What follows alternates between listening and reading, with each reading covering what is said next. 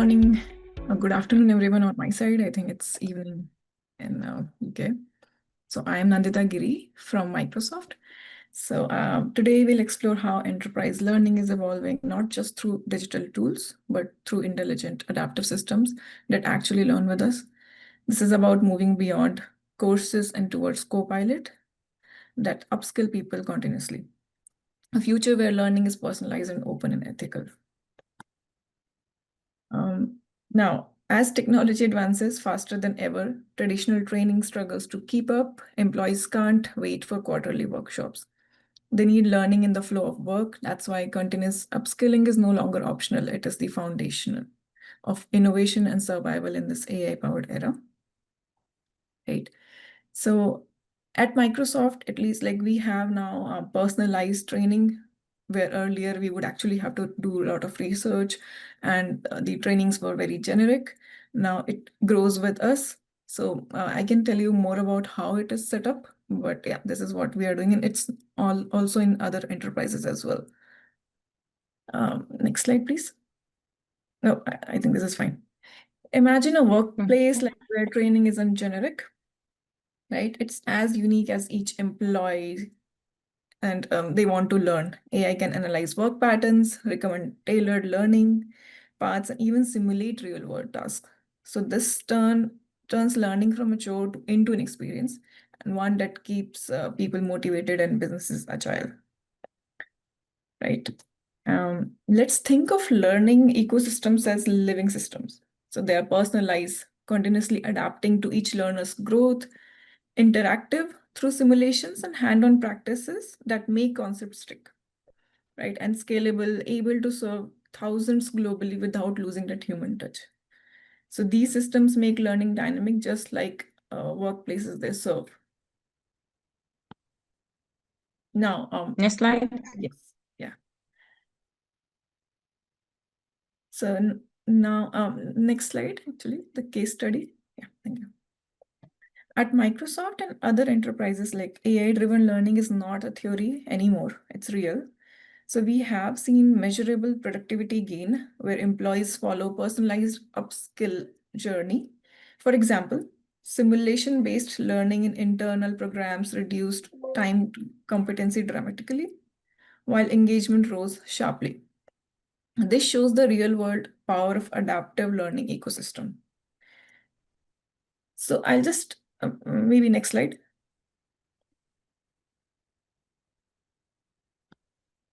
Can you move to the next slide? Talk about open sources. Okay. So open source AI tools are the unsung heroes here. So we actually used a lot of open source tools to make this happen. For example, a Copilot where you can just type in like, what can I learn today? And it will tell you based on your data, which you fed earlier, these are the resources which you can learn today. And it will provide with links, videos as well. So they empower even small organizations to create their own digital learning agents. No massive budgets required. So with frameworks like Rasa, Haystack, and LangChain, anyone can experiment, iterate, and innovate in this space. So even if you want to create a prototype, it will just take maybe 1 or 2 days, and you can do that. It's now simple than ever, and also very impactful, you can say. Next slide.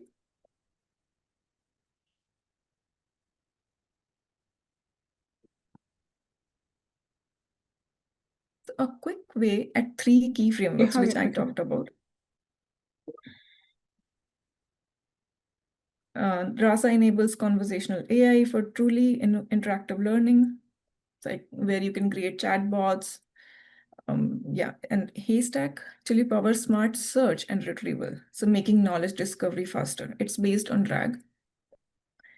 And LangChain, it allows modular AI workflows, perfect for building complex educational applications together.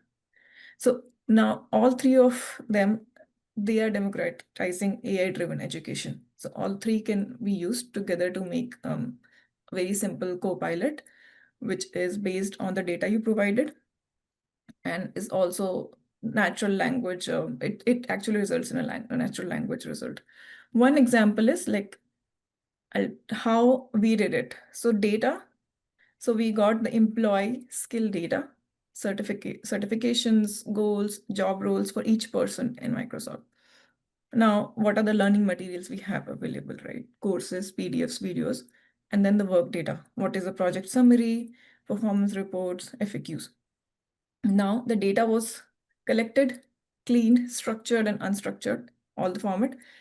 Text content is chunked, tagged, and indexed so AI can use it later, right? Then it was stored in a knowledge base or vector database like Pinecone, Azure AI Search.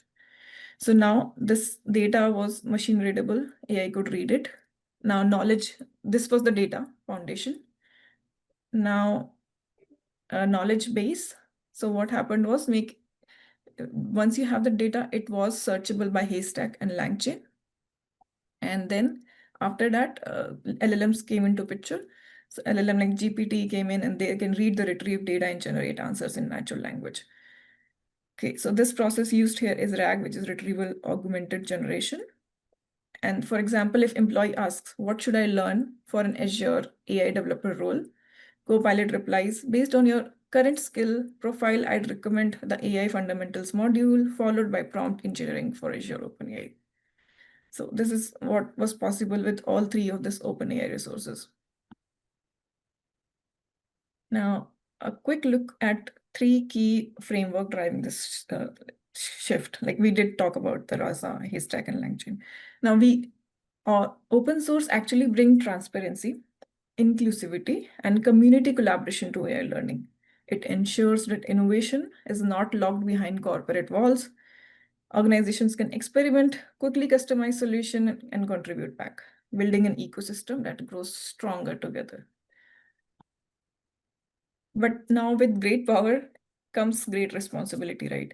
So that's especially true for educational AI. We must protect learner data, design fair algorithms, and maintain transparency.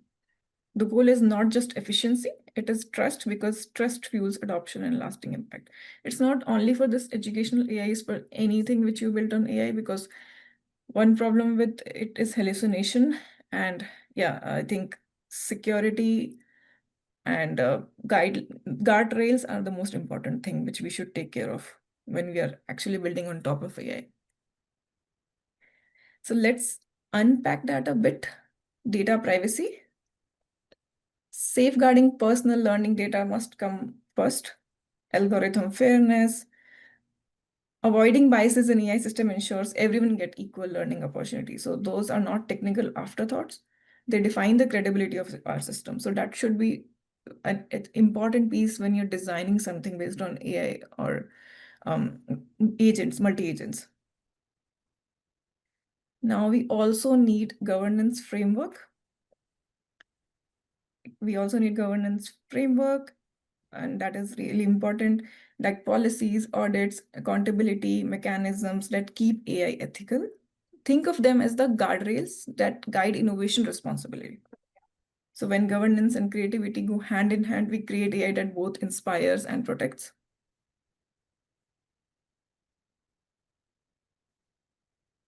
Right. Now I think, can you move to the next slide, please? Yeah. Conclusion. Thank you. Now to wrap up, I'll say AI-powered ecosystems are not replacing trainers. They are amplifying human potential. By embracing open source innovation and strong ethical foundation, we can make learning more inclusive, effective. The future of learning is adaptive, agentic for sure, and deeply human, and it's already there. One few of the examples which I can share, which can be done with just agents. Like one of the project I had was like outreach emails, where agents, we can define what kind of emails do we want to send out for sales, and then agent would do everything and then reply as human with the safety and guardrails in picture, so it would not say anything which is not meant to be, and then involve human whenever possible when it's needed. So yeah, it's already there. We just need to make some experiments, keep learning, keep doing things which we thought were not possible like a decade back. Yeah, and Thank you for your time and curiosity. I would love to continue this conversation. You can reach out to me on LinkedIn or via email. And yeah, I think I'm open to any questions if there are any. Thank you, Nandita. Thank you very much. Do you have any question for Nandita? Clarity? Pietra? No, no questions. Okay, thank you. Are you ready for yours now? Yeah. Okay, I'll copy it up.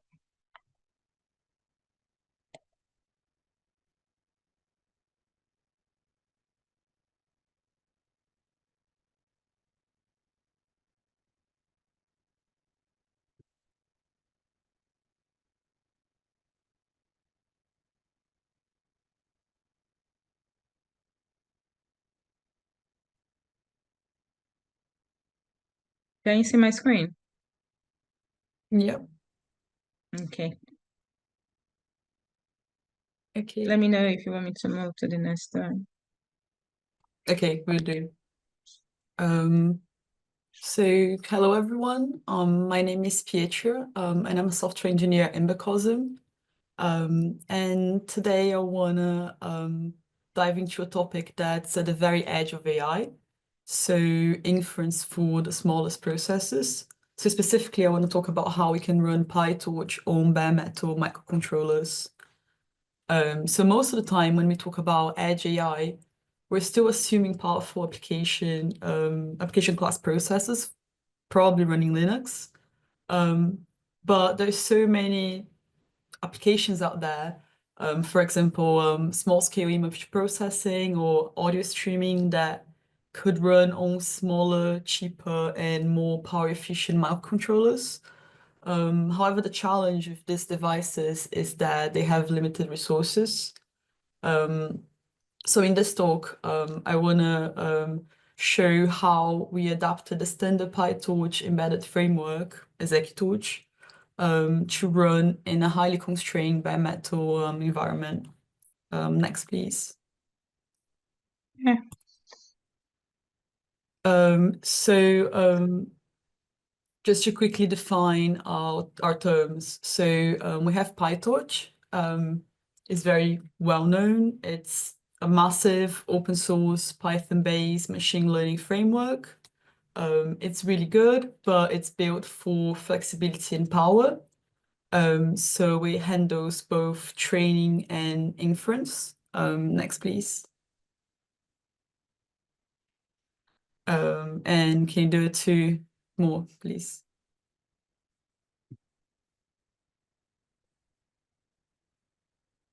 Yeah, thank you. So yeah, it handles both training and inference, making it far too large for our target. So that's where ExecuTorch comes in. So ExecuTorch is an official extension of PyTorch, designed specifically for resource-limited devices. And the most important distinction between those two is that ExecuTorch handles only the inference. So it's our job to take the model trained in PyTorch and make it run efficiently on a tiny device using ExecuTorch. Can you pass to, please?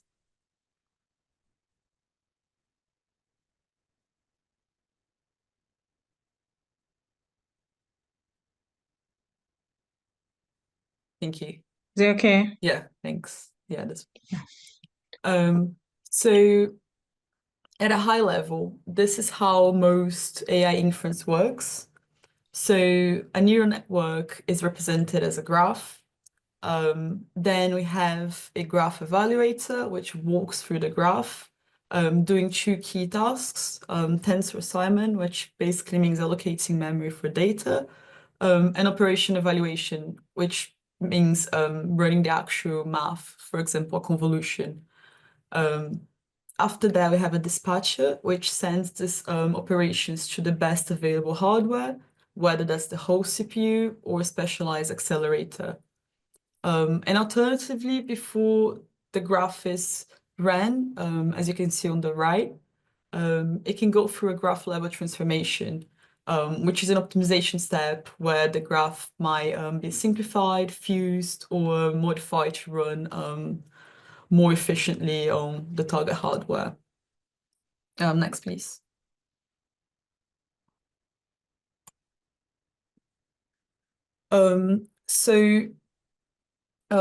Executor formalizes this flow for embedded systems that you can see on the screen. It's split in two phases. So first we have the ahead of time step, which runs on the developed machine, so on the big machine. There you take your PyTorch model and the execTorch front end lowers it into a portable format called a .pt file, as you can see in the image. And this is also where the delegation begins. So the delegate partitioner analyzes this graph and decides which parts of the model should run on the host and which parts can be offloaded to an accelerator. Then on the second step, we have the runtime, which runs on the actual microcontroller. So there we have a program loader that gets the model. Then we have the method loader and executor, which runs the inference. There is also where we coordinate the accelerator to execute the delegated parts using custom kernels. And as you can see at the bottom as well, our target microcontroller is not just one thing. So it has a host CPU, CPU 0, that manages the workflow. And it also has an accelerator part that might contain other CPUs or custom designed hardware. Next, please. Yeah.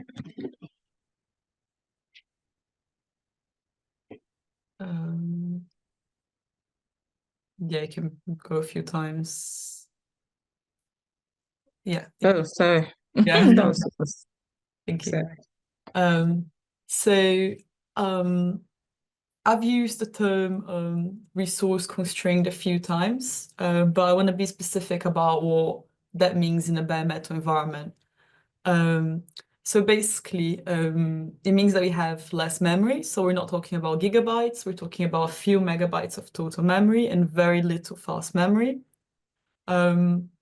We have less compute, so we only have a few cores and maybe a few accelerators. And also, we have no runtime code loading. So basically, that means that everything must be compiled directly into the final binary. So we can't load libraries on the fly, meaning that we have to remove all the overhead, like dynamic lookups and dependencies, and only have simple direct implementations. Next, please.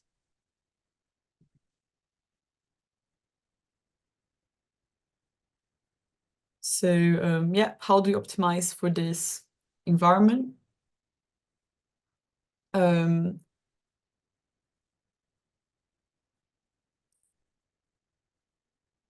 thank you. So the first strategy is deciding where to run the code. So given our hardware model, we classify every operation into one of these three categories. So the first one being delegate to host, which is mainly used for simple setup operations, or for operators that the accelerator just doesn't support. Two, we have the delegate to accelerator CPU. We use these for operations that are computationally intensive, but don't have a specialized hardware block. So basically anything that we can't run on the specialized hardware. And then third, we have the delegate custom accelerator, which is the most critical one, as it can take performance-hungry operators like convolutions, for which there is a custom hardware unit. And to support all of this, we had to write our own custom operators, often having to create both an 8-bit quantized version and also a 32-bit float version, so we can choose the best one for each part of the model. Next, please.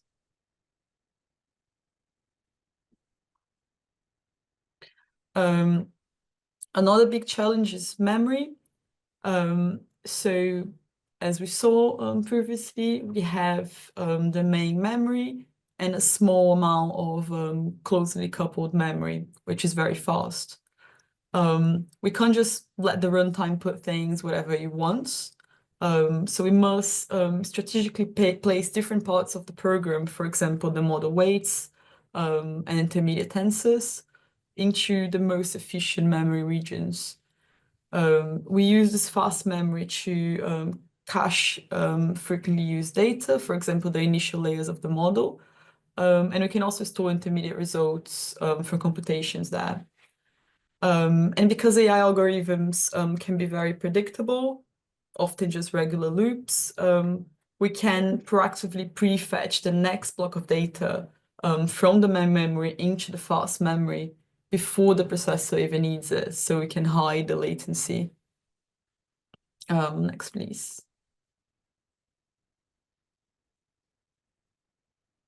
We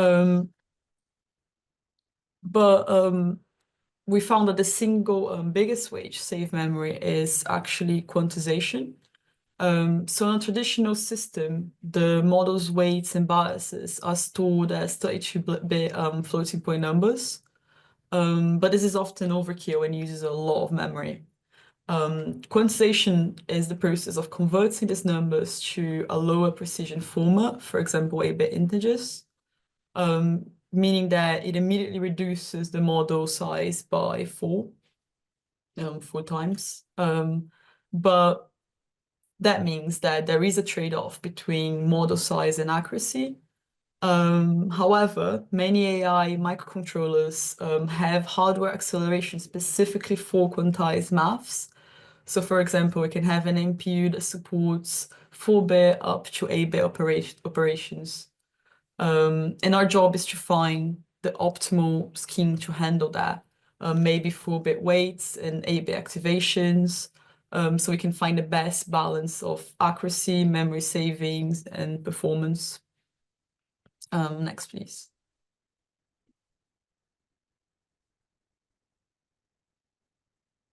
I think is another one.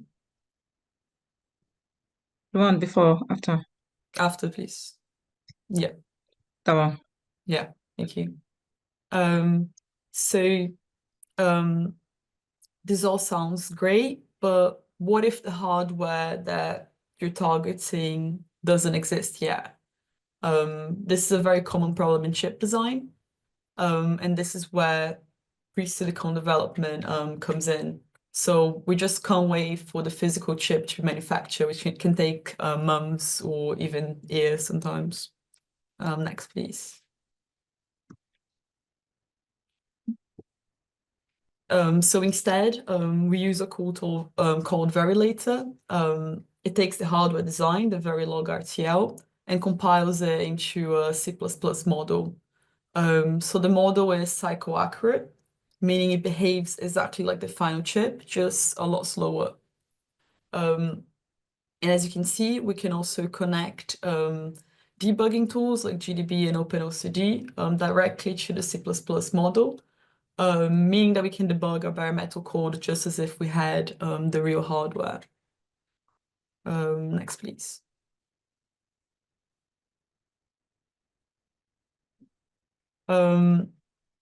This pre-silicon model gives us really good analytic capabilities. So because the model is cycle accurate, we can get cycle by cycle trace of the entire processor state. So here, for example, we have a stack pointer trace while running a model. And this isn't an estimate. This is the exact stack usage. So we can see the peak stack depth and determine the exact amount of RAM to allocate. So in a system that only has a few megabytes of RAM, knowing this is very critical. So yeah, this level of tracing is invaluable for performance and memory optimization. Next, please. To summarize, we've shown three key things. So first, execute torch can run on bare metal microcontrollers. It is possible to pull to tiny OS-less environments. Second, that to make it work, aggressive memory planning and quantization are essential. You can't just compile and run, you have to manually optimize for memory. And third, that pre-silicon development with Verilator is a huge win, as it allows software and hardware teams to co-develop, saving months of time and resulting in a much better final product. Next, please.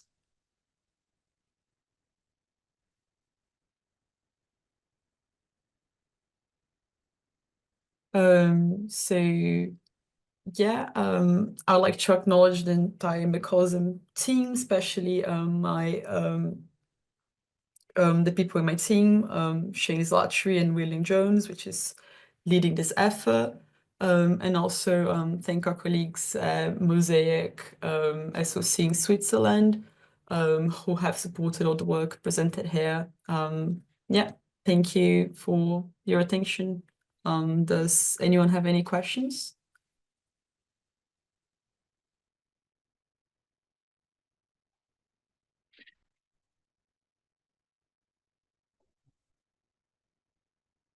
That's all. Okay. Yeah, I Thank you. do. Thank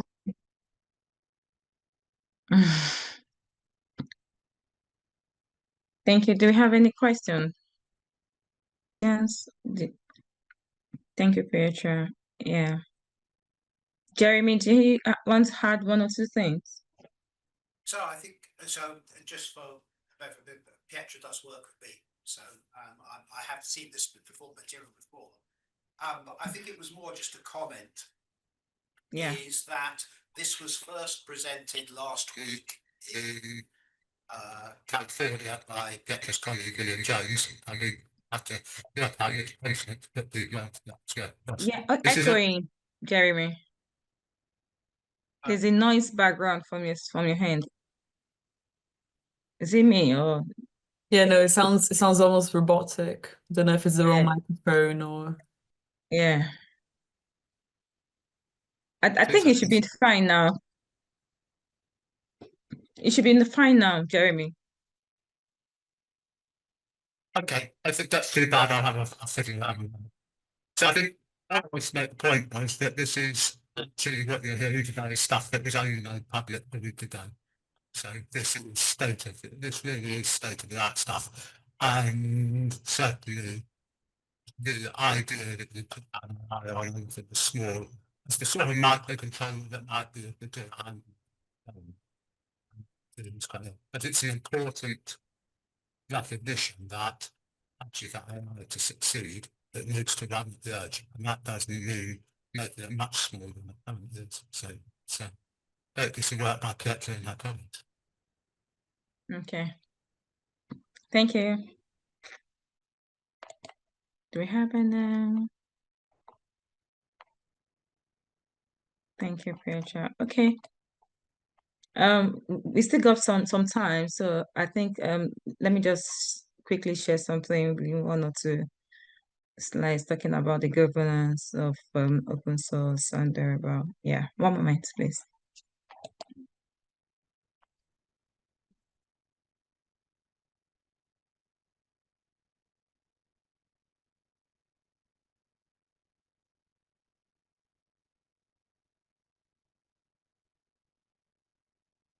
Okay, yeah.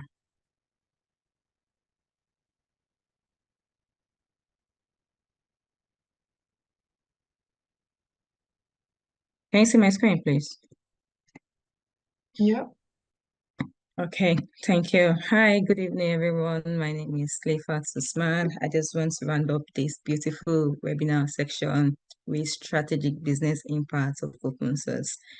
We've all been saying open source, open source, open source, but this is an opportunity to deep dive into the benefits, the impact of open source to the business and business strategies impacts to open source. So my question, and luckily for us, we have an expertise of open source within our this section. So when do you want to just give us like a one line definition of open source? When you say open source, what does it mean to you?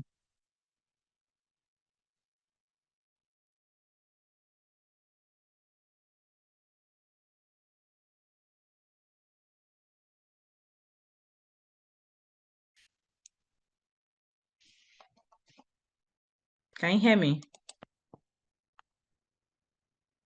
Okay.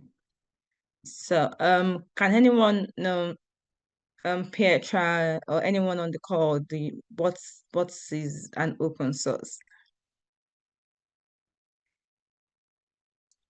I would say that it's publicly available code Okay. and free. Yeah. I'm free. Yeah, yeah.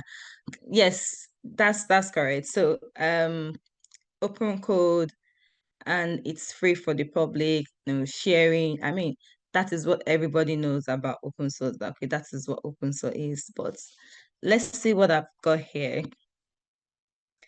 So here, so this is just this is more or less what we all know, like software with publicly available source code, freely used, modified, and shared by anyone, right? It also encourages transparency and collaboration. That talks about the openness within the code. So, and it also talks about drive faster innovation and problem solving.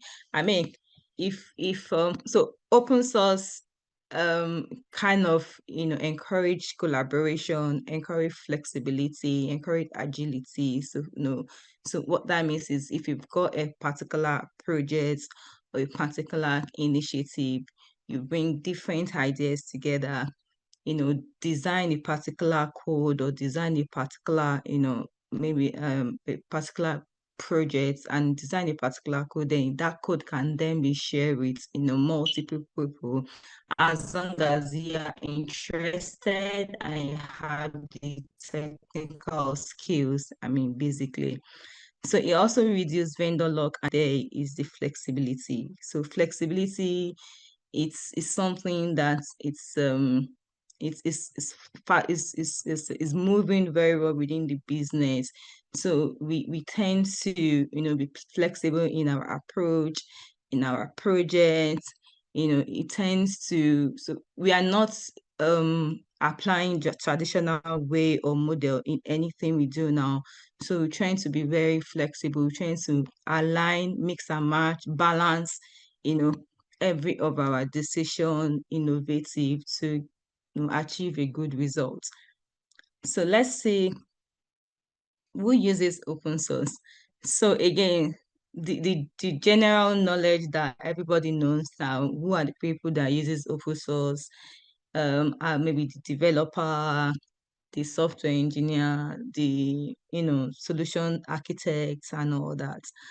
But having deep dive into this open source, this section will tell us way more than these people that have these professionals that have just listed. So who uses the open source? Primarily used by software programmers, yes, and application